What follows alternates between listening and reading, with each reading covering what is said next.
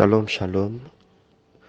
Gloire au Seigneur, que le Seigneur bénisse cette journée et cette matinée. Nous allons essayer par la grâce de Dieu un peu de mots à parler sur les serviteurs de Dieu. Que le Seigneur bénisse ces serviteurs qui ont initié ce programme et qui m'ont désigné pour partager ce matin. Je vais lire deux passages. Le premier, c'est dans Philippiens chapitre 2, le verset 7.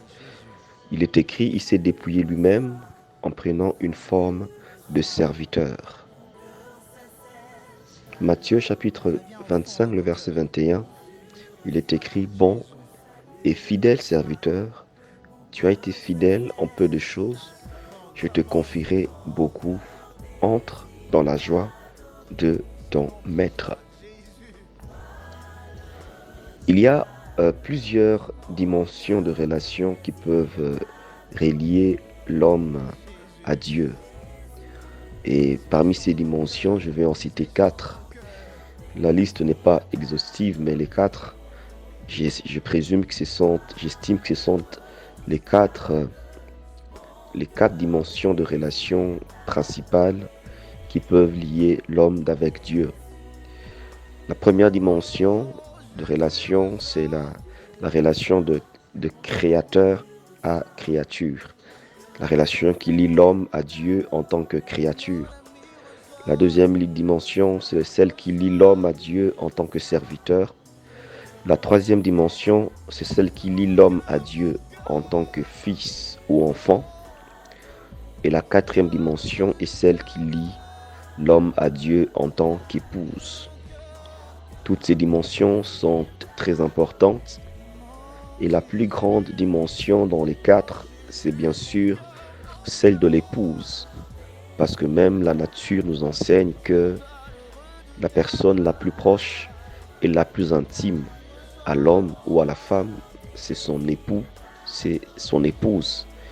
Il n'y a sur terre aucune relation qui dépasse celles qui peuvent lier les hommes que la relation d'épouse. Et c'est aussi pareil avec Dieu. Mais vous remarquerez que dans toutes ces 4 relations, la relation qui se place comme étant un dénominateur commun et qui se retrouve dans toutes les 4 dimensions de relation, c'est la relation de serviteur. Parce que même les créatures et la création de Dieu est là pour servir Dieu. Vous constaterez avec moi que dans la Bible, on parle de Dieu qui se sert de la création. Il appelle sa grande armée les sauterelles. Dieu se sert du vent. Dieu se sert de la mer. Dieu se sert de la terre. Il donne même des ordres à la terre. Donc la création est là pour servir Dieu. Et même, vous verrez que lorsque Adam a été créé, la relation qu'il partageait avec Dieu était une relation de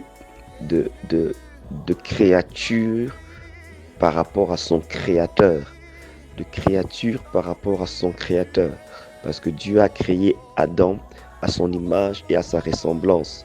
Et juste après que Dieu ait créé Adam, il lui a demandé de le servir en cultivant le jardin. En cultivant le jardin. Donc Adam était une créature de Dieu, créée par Dieu, mais il devait manifester la dimension du serviteur. Et c'est en servant Dieu, qu'il dominait sur la terre. C'est en servant Dieu qu'il étendait le royaume sur la terre. C'est en servant Dieu qu'il manifestait la domination, ce pourquoi il a été créé. La dimension de fils, dans cette dimension aussi est inclus la dimension du serviteur parce que le fils est là pour servir le Père. Le fils est là pour étendre l'héritage du Père. Le fils est là pour construire, bâtir la maison du Père. Et même un des termes hébreux qui définit le fils, c'est celui qui bâtit la maison du Père.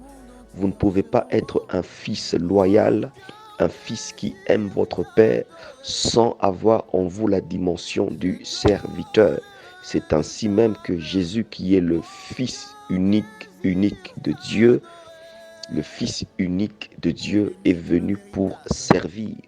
Il est venu pour servir, il est venu servir aux intérêts du Père, parce que tout fils idéal, tout fils véritable doit manifester la dimension du serviteur.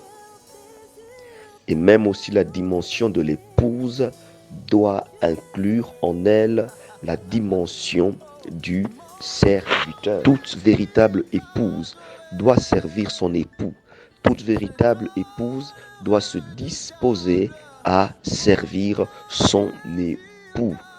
Et là, nos mamans le savent très bien qu'elles ne sont pas esclaves de leur mari, mais elles se disposent, l'amour qu'elles ont pour leur époux les pousse à les servir.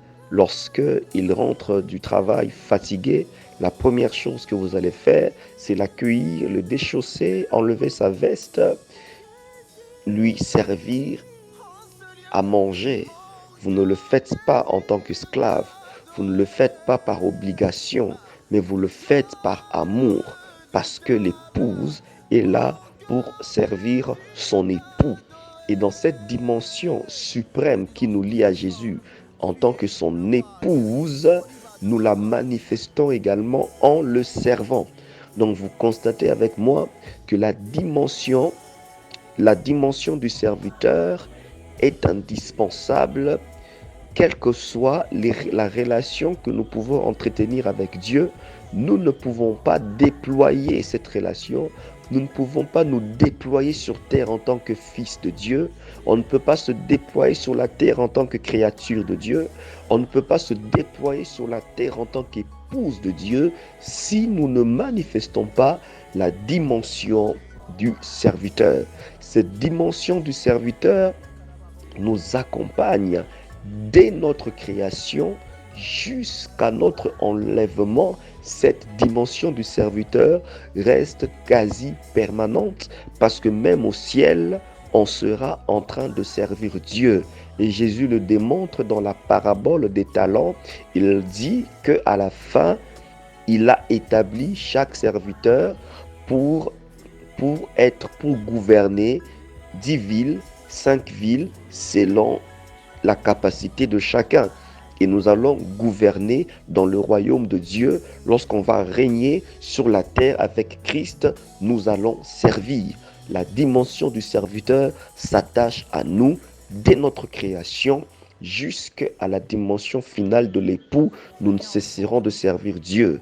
Voilà pourquoi même il est écrit: bon et fidèle serviteur, entre dans la joie de ton maître. Cette dimension de serviteur, vous verrez que ça détermine également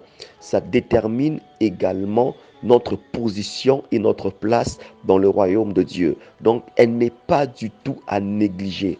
La dimension du serviteur est le moteur. C'est cette dimension qui fait fonctionner toute autre dimension.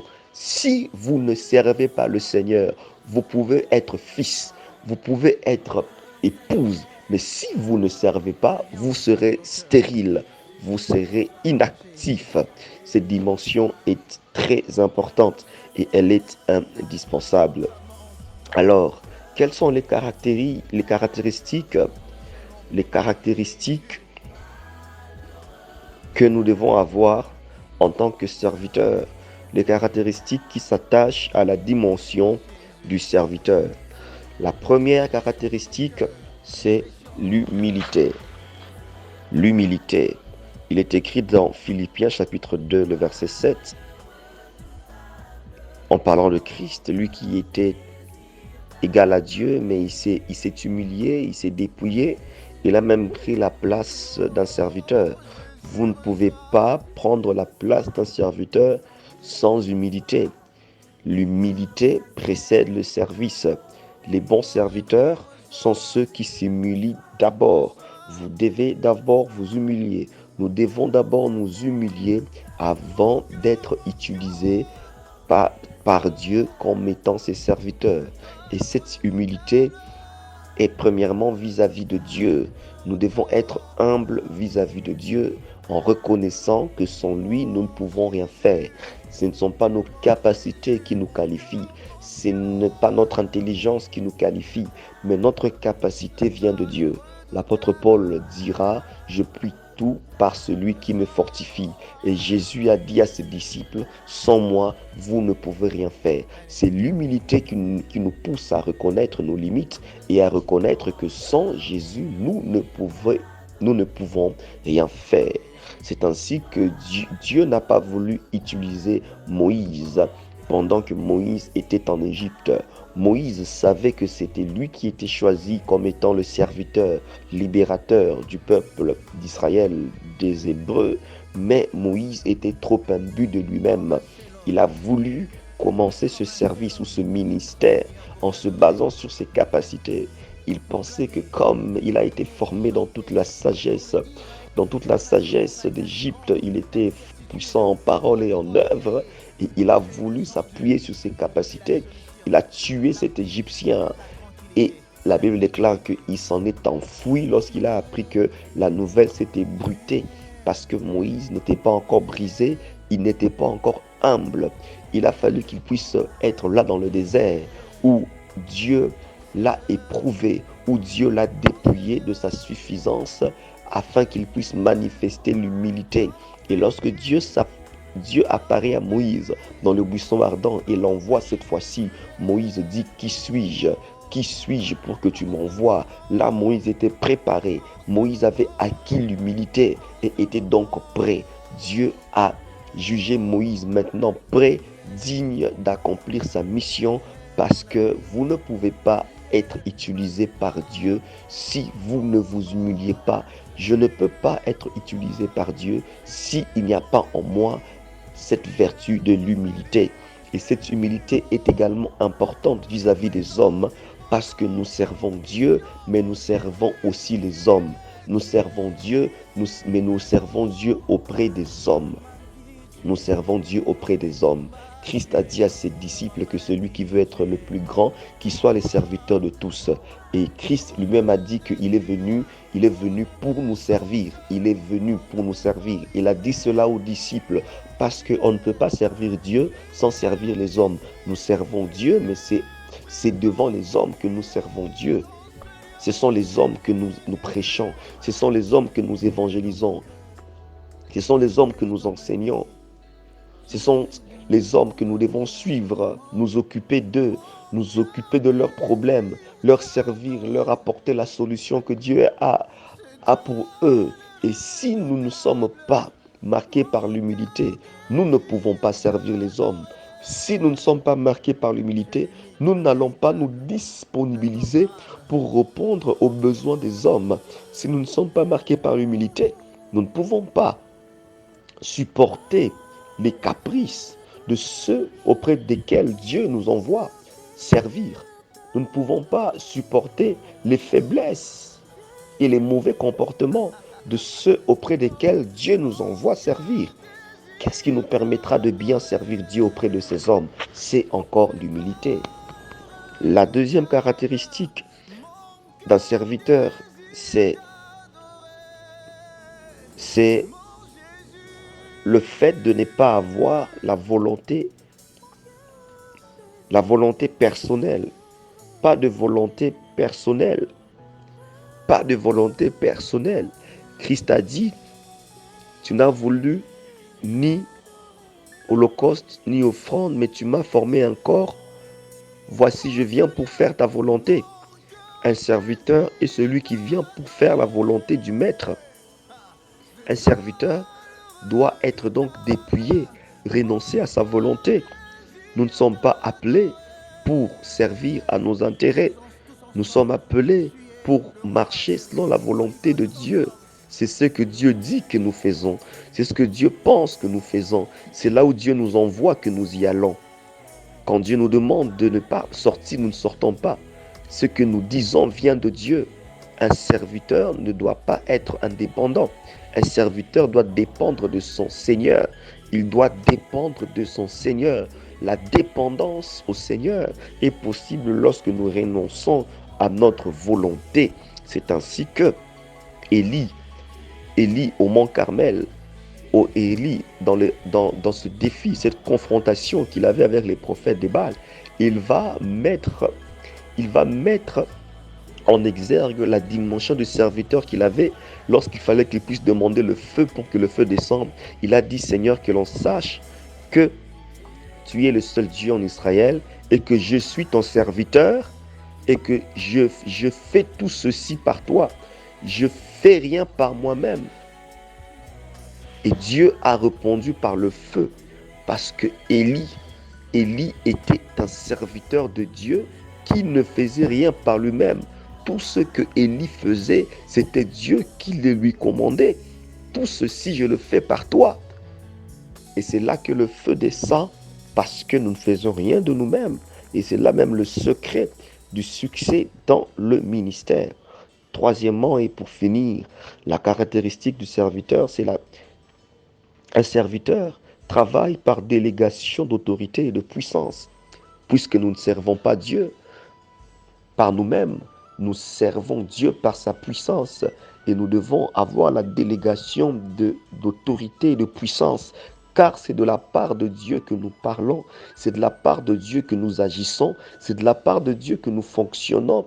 Et Dieu ne nous laisse pas seuls en tant que serviteurs, il nous délègue son autorité et sa puissance. C'est la raison pour laquelle il est écrit dans Hébreux chapitre 1, le verset 7, il fait de ses anges de vent et de ses serviteurs des flammes de feu. Le feu, c'est la puissance, le feu, c'est l'autorité, la force, le feu, c'est l'intensité.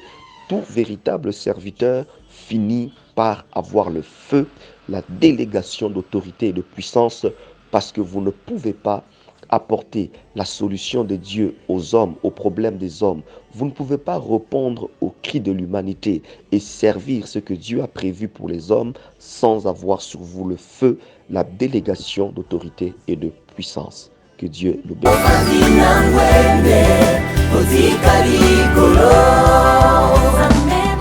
Shalom, shalom à tous. Je suis très heureux ce matin d'intervenir dans notre grande famille, les hommes de Dieu, les man of God.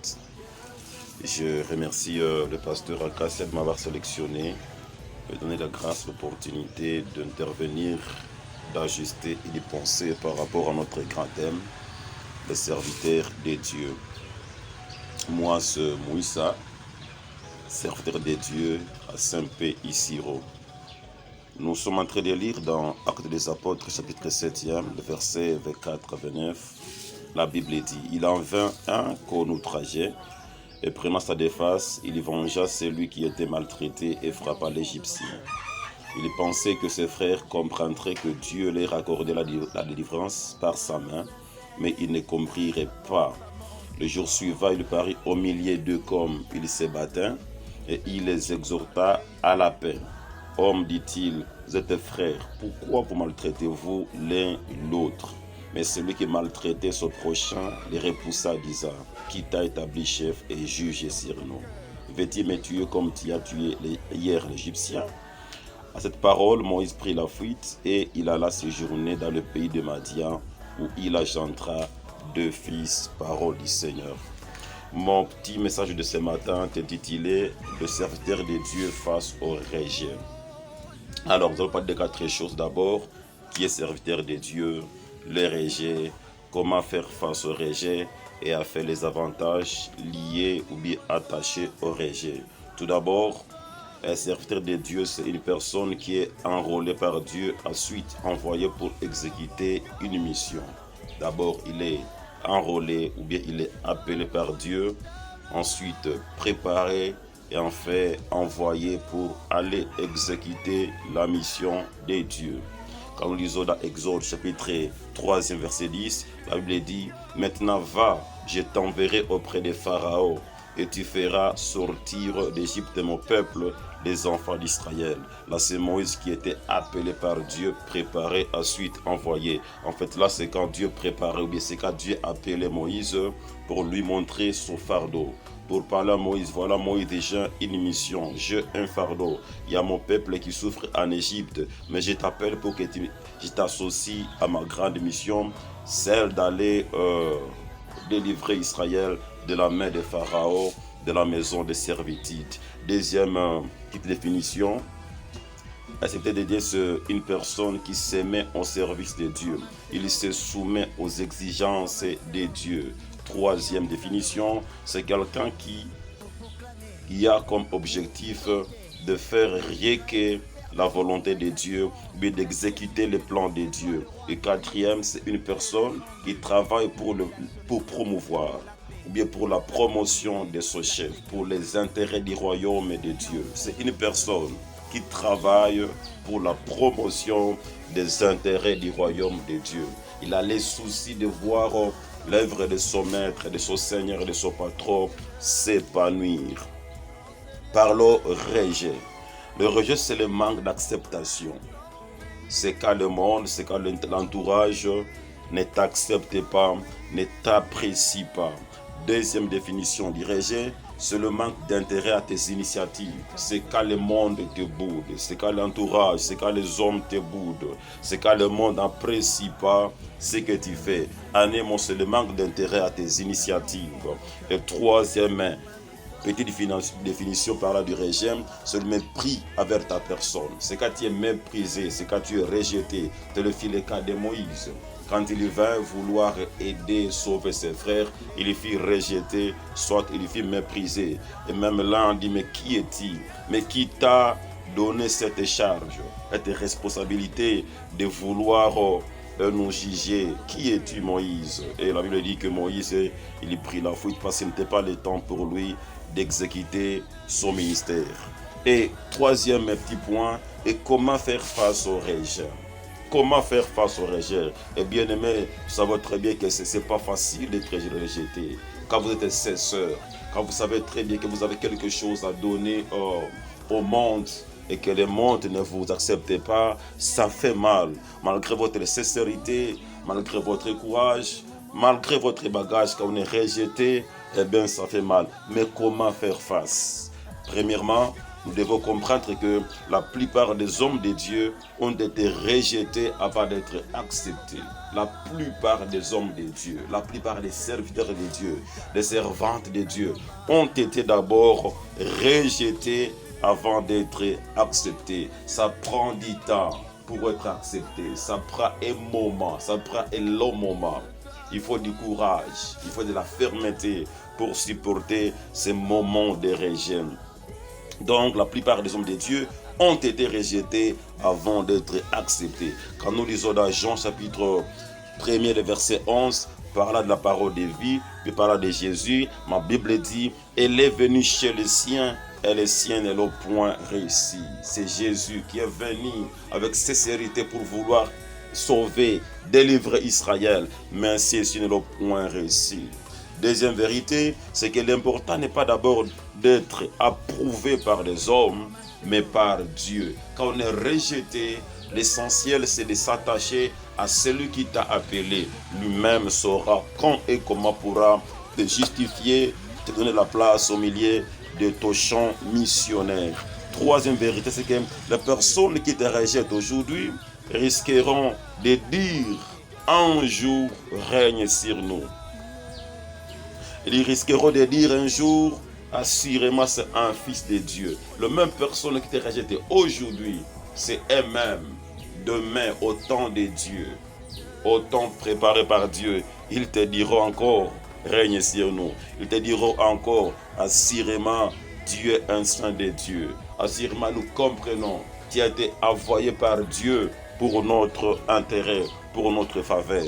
Et enfin, parlons de quelques avantages attachés au rejet. Quelques avantages liés au rejet. Je crois qu'il y en a. Comme on a dit dans l'introduction, bien que le rejet, ta mère a supporté, mais il y a quand même quelques avantages liés au rejet. Et le premier avantage, c'est que le rejet permet à vous attacher plus à Dieu. Quand le monde vous rejette, ne tombez pas dans les soucis, ne tombez pas dans le chaos, dans la colère, dans l'incertitude, mais c'est mieux de vous attacher à Dieu. C'est un moment où vous devez maximiser, vous attacher à Dieu, vous attacher à Dieu. Deuxième avantage lié au rejet, c'est que bien que pénible, mais Dieu s'en sert pour votre purification. pour votre formation, pour votre préparation. Tel fut le cas de Moïse. Après vouloir sauver Israël, aider Israël dans Exode 3, quand il fut rejeté, le voilà, il part à Madia. Et c'est là où Dieu va préparer Moïse pendant 40 ans. Le moment de rejet, c'est un moment de formation, de préparation pour bien accomplir sa mission au temps opportun. Donc, quand vous êtes rejeté par les hommes, sachez que Dieu est avec toi. Il va s'en servir pour votre purification, soit pour votre formation, soit pour votre préparation. Troisième vérité, c'est que le rejet engendre l'isolement. Et l'isolement nous permet d'être sensibles aux orientations de Dieu. Oui, bien-aimés dans le Seigneur, quand nous sommes rejetés par les hommes, parfois Dieu nous pousse dans le désert, dans les cache-toi. Et là, nous avons plus le temps d'écouter Dieu et d'avoir ses orientations, ses directives. Et quatrième avantage, c'est que le rejet permet à Dieu de nous amener dans notre champ missionnaire. Quand tu es rejeté par les hommes, il est possible, bien aimé, qu'il y a un champ qui t'attend quelque part. Il y a une nation, il y a un peuple qui t'attend quelque part. Donc ne forcez pas. Il est possible qu'il y a un peuple qui t'attend avec beaucoup d'enthousiasme et beaucoup de besoins. Et quand tu es rejeté, bien aimé, écoute le Seigneur. Il est possible que Dieu t'envoie dans ton champ missionnaire comme c'est fait pour Israël. Quand les Juifs l'ont rejeté, ma Bible dit, il est allé vers les nations, vers le païen, vers nous qui sommes les gentils. Et nous l'avons réussi et nous les recevons encore aujourd'hui. Cinq vérités, c'est que le rejet nous permet de connaître les vrais disciples. Quand on est rejeté par la masse, par les hommes, et bien aimé dans le Seigneur, c'est une occasion pour vous de connaître les vrais disciples, les gens que Dieu t'a choisi, les dieux que Dieu a choisi réellement pour toi, les gens qui t'acceptent, malgré que tu n'es pas populaire, tu es rejeté, tu es méprisé par les uns, et bien aimé dans le Seigneur, il y aura un peuple, une poignée de personnes que Dieu va mettre à ta disposition, afin qu'ils puissent être avec toi, bénéficier de tout ce que Dieu a mis en toi. Il est possible, bien aimé, ce matin, qu'il y a quelqu'un qui est rejeté, qui se sent méprisé, qui se sent pas accepté. Je te console, je t'encourage, bien aimé, de t'attacher à Dieu. Attache-toi à Dieu et le meilleur est à venir. Je prie que Dieu te fortifie, tes capacités te préparent. Pourquoi? Parce que tant que Dieu n'a pas dit c'est fini, eh bien, bien aimé, le moment arrive où tu vas faire c'est à quoi tu as été appelé par Dieu. Que Dieu vous bénisse au nom de Jésus. Amen.